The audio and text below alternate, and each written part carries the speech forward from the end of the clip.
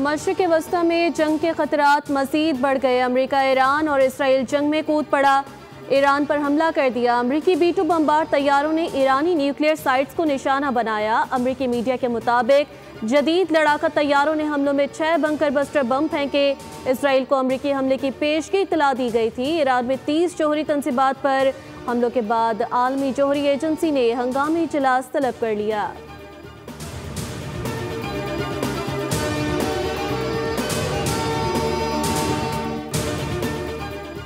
Iran ने पहली बार Israel पर खैबर मिसाइल फायर कर दिया। Ben Gurion airport, support bases, command and control centres और बायोलॉजिकल रिसर्च सेंटर्स पर हमला।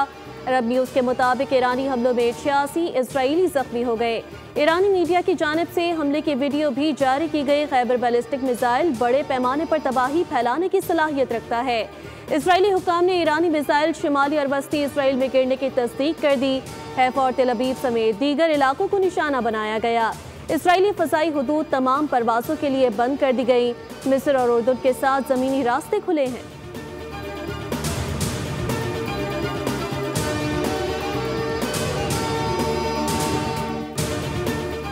ईरान के खिलाफ इसराइली जाहरियत पर तशवीश है। इसराइली जाहरियत से खित्ते के अमन को शदीद खतरात लाहक हैं। इस्तांबुल में OIC वज़रा ख़ारजा काउंसिल के इजलास से नायब वज़ीर आज़म इसहाक डार का खिताब। कहा, इसराइली इक़दामात आलमी क़वानीन की संगीन खिलाफ वर्जी हैं। मुज़ाकरात से ही ईरान और इसराइल जंग का हल मुमकिन है।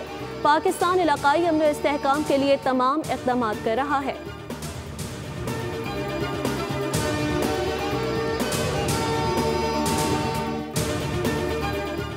और पाकिस्तान के ईरानी एटमी तंसीबात पर हमले की मज़म्मत। तर्जुमान दफ्तर ख़ारजा ने कहा, इसराइल के हमलों के सिलसिले के बाद अमरीकी हमले काबिल मज़म्मत हैं। पाकिस्तान को खित्ते में कशीदगी में मुमकिना इजाफे पर गहरी तशवीश है। ईरान पर हमले बैनुल अक़वामी क़वानीन की तमाम रिवायात की खुल्लम खुल्ला खिलाफ वर्जी हैं। ईरान को अपने दिफा का हक हासिल है।